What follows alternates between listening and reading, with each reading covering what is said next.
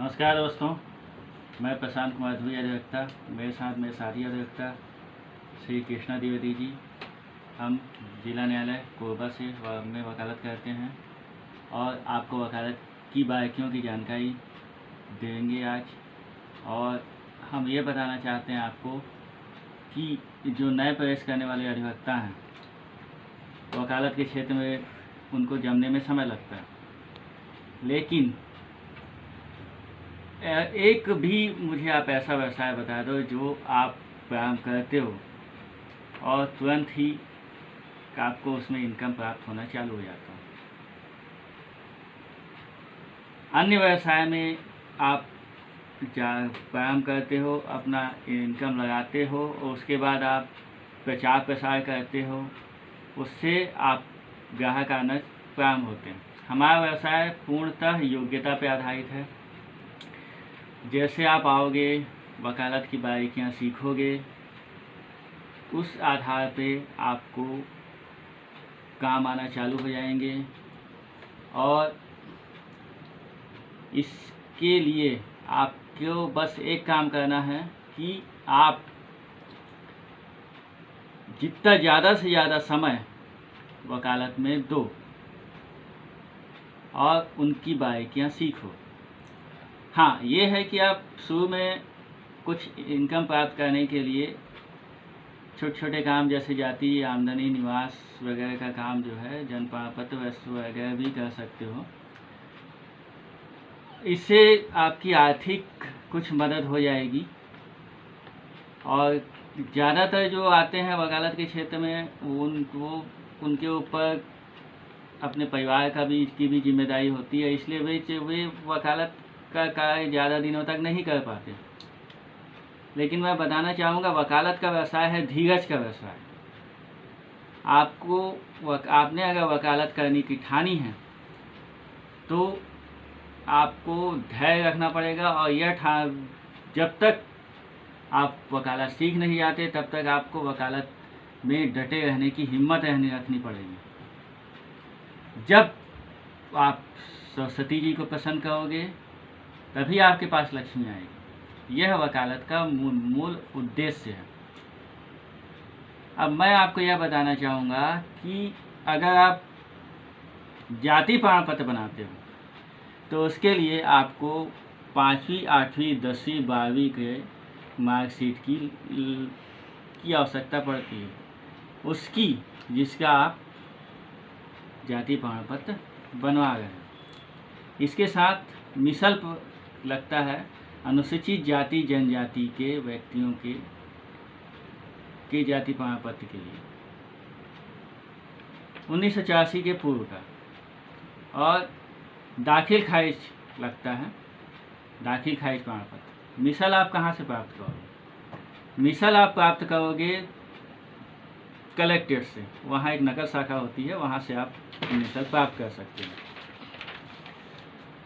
दाखिल खारिज प्रमाण पत्र आप कहाँ से प्राप्त करोगे? दाखिल खारिज प्रमाण पत्र आप प्राप्त करोगे जिसका आपको बनाना है, उसके पिता पहली क्लास जिस स्कूल में पढ़े हों उसमें दाखिल खारिज रजिस्टर में उनका नाम दर्ज होगा, तो वह दाखिल खारिज रजिस्टर से आपको उस जगह से प्राप्त होगा। अब मैंने यह फॉर्म रखा हुआ है आपको समझाने के लिए कि किस तरह से बनाया जाता है, भरा जाता है। ये फॉर्म ऐसा होता है, अस्थायी सामाजिक परिस्थिति प्रमाण पत्र। ये जाति का है। ये विभूति गौतम का है, इसके पिता ललित गौतम हैं। ये ललित गौतम की बच्ची है, तहसीलदार। ये आदेश पत्रक है, इसमें 2 जगह दस्तखत है। ये ललित गौतम है। और इनका सामाजिक परिस्थिति प्रमाण पत्र का ये आवेदन है, ये शपथ पत्र है फोटो। और इस शपथ पत्र के साथ फ़ोटो भी लगेगा, उसका 2 जगह दस्तखत हैं आवेदक के। ये पटवारी प्रतिवेदन, इस पटवारी प्रतिवेदन के पटवारी हल्का नंबर 16 का ये है। उनके पिता ललित गौतम आवेदक हैं। इसमें जाति इनकी भोई है, ये भोई लिखा हुआ है। जाति प्रमाण पत्र किस लिए चाहिए, तो उससे क्या बोलते हैं, शैक्षणिक कार्य के लिए चाहिए, नौकरी के लिए चाहिए, ये सब लिखना पड़ता है। तो इसमें लिखा हुआ है जाति प्रमाण पत्र पूर्ति विधि विभूति गौसम। निवास प्रमाण पत्र के लिए है तो यहाँ निवास प्रमाण पत्र आएगा, और आय के लिए है तो आय प्रमाण पत्र आएगा, इस तरह से। और उसके क्या बोलते हैं, पुत्री का पूरा जो है ये डिटेल है, कौन कौन सी कक्षा में पढ़ी हुई है। ये बजरंग पुलिस पटवारी महोदय हैं, ये इनका सील है, सिग्नेचर है।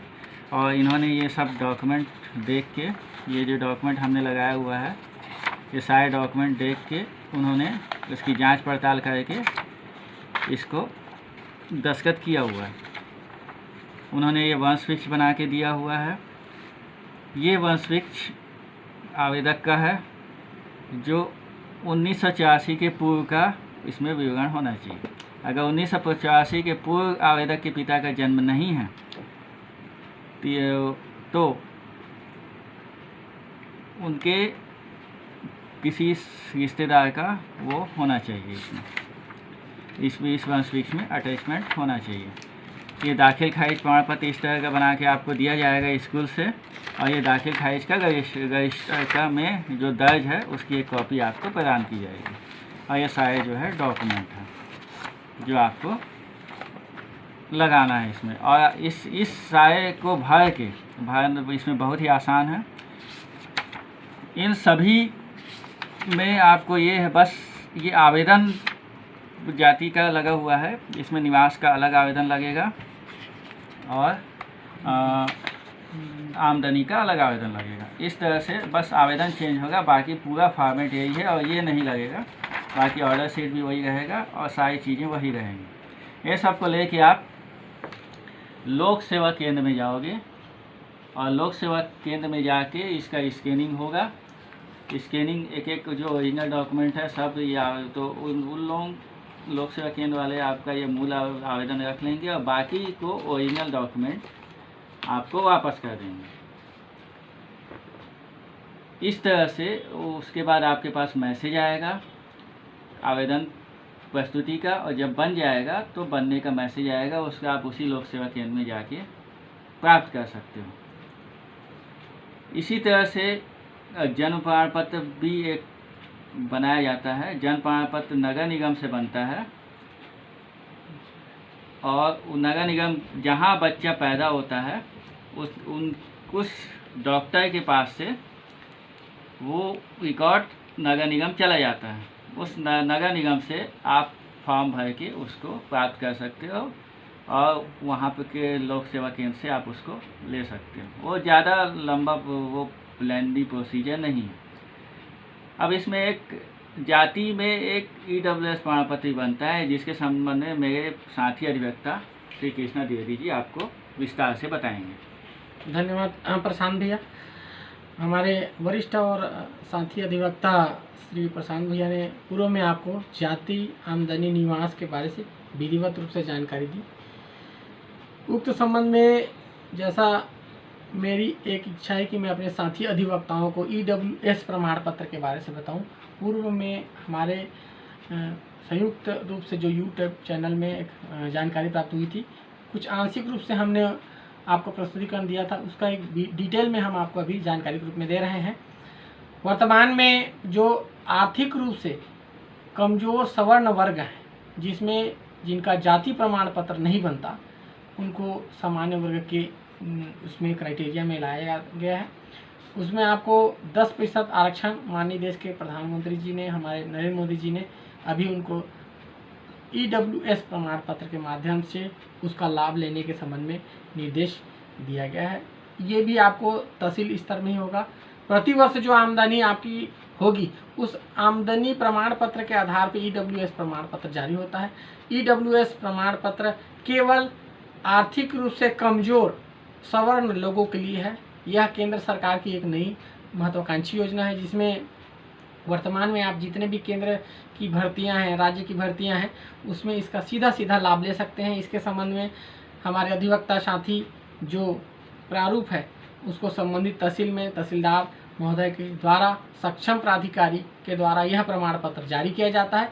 प्रमाण पत्र जारी करने का नियम वही है जो हमारे सीनियर भैया ने बताया कि पूरी प्रक्रिया पटवारी प्रतिवेदन के आधार से, शपथ पत्र के आधार से एक एक कड़ी से होते हुए स्कैनिंग होके जाता है, और स्कैनिंग होने के बाद आपको कोई भी प्रकार का इसमें कहीं कोई ना किसी को आपको जो भी संबंधित दस्तावेज है ओरिजिनल जमा करेंगे, और जमा करने के बाद स्कैन होने के बाद पुनः आपको वापस ले लेना है। सुरक्षित ढंग से आप उसको वापस ले लेंगे, कहीं कोई आर्थिक रूप से आपको कोई भार भी नहीं पड़ना है। चूँकि यह प्रमाण पत्र एक अपने लाइफ के लिए बहुत ही ज़्यादा अचीवमेंट वाला काम है, इसलिए इसमें थोड़ी सी प्रक्रियाओं को जटिल किया गया है। चूँकि यह एक महत्वाकांक्षी योजना है, इसलिए इसमें ज़्यादा नियम बताया गया है, और जो भी योजनाएं आएगी उसका सरलीकरण कैसे हम आपको ज़्यादा से ज़्यादा कम उसमें प्रक्रिया के अंतर्गत में आपको बताएं, यह सब जानकारी हमारी इस YouTube चैनल में, जो हमारे भैया के साथ में संयुक्त रूप से लगातार आप लोग की सेवाओं में चल रही है, इसका हम ज़्यादा से ज़्यादा आपको डिटेल में और देंगे। हम हमारे इस चैनल को आप सब्सक्राइब कीजिए, लाइक कीजिए और ज़्यादा से ज़्यादा शेयर कीजिए, और अपने अधिवक्ता के इस कड़ी में आगे बढ़ाते जाएं। धन्यवाद। जय हिंद, जय हिंद।